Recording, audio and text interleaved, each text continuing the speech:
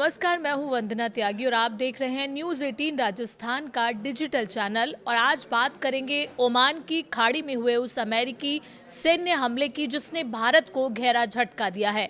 इस हमले में 3 भारतीय नाविकों की मौत हो गई है और अब उनके शव भी बरामद कर लिए गए हैं। लेकिन इस घटना को समझने के लिए पहले चलते हैं थोड़ा पीछे। करीब 2 दिन पहले ओमान के तट के पास एक दूसरे तेल टैंकर मैरीवेक्स पर भी अमेरिकी सेना ने कार्रवाई की थी। उस जहाज पर मौजूद 24 भारतीय नाविकों को ओमान की सेना ने सुरक्षित बचा लिया था। इसके बाद बुधवार को पलाऊ के झंडे वाले एक और तेल टैंकर सेटे बेलो को अमेरिकी सेना ने निशाना बनाया। अमेरिका का दावा है कि ये जहाज ईरान से तेल लेकर जा रहा था और उसने उसकी नाकेबंदी का उल्लंघन किया था।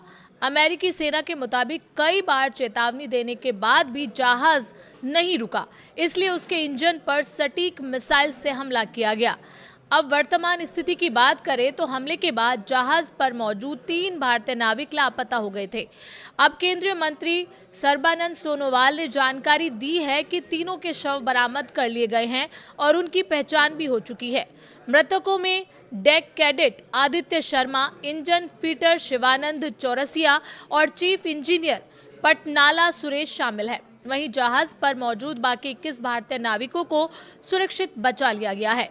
भारत ने कड़ा विरोध जताया है इस घटना पर।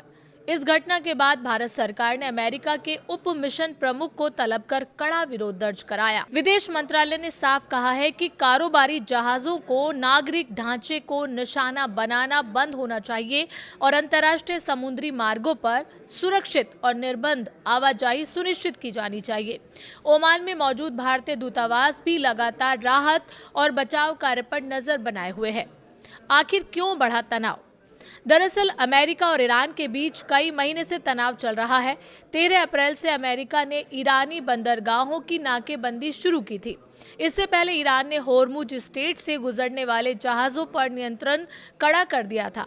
हालांकि अप्रैल में दोनों देशों के बीच अस्थायी युद्ध विराम हुआ, लेकिन लगातार हमलों और आरोप प्रत्यारोप के कारण हालात फिर बिगड़ते चले गए। अमेरिका के राष्ट्रपति डोनाल्ड ट्रंप ने भी ईरान पर शांति समझौते में देरी करने और अमेरिका को गुमराह करने का आरोप लगाया है।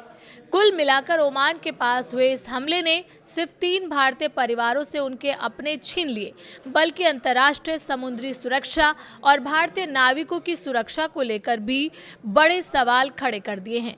अब सबकी नजर इस बात पर है कि भारत और अमेरिका के बीच इस मुद्दे पर आगे क्या बातचीत होती है और खाड़ी क्षेत्र में बढ़ता तनाव कब कम होगा।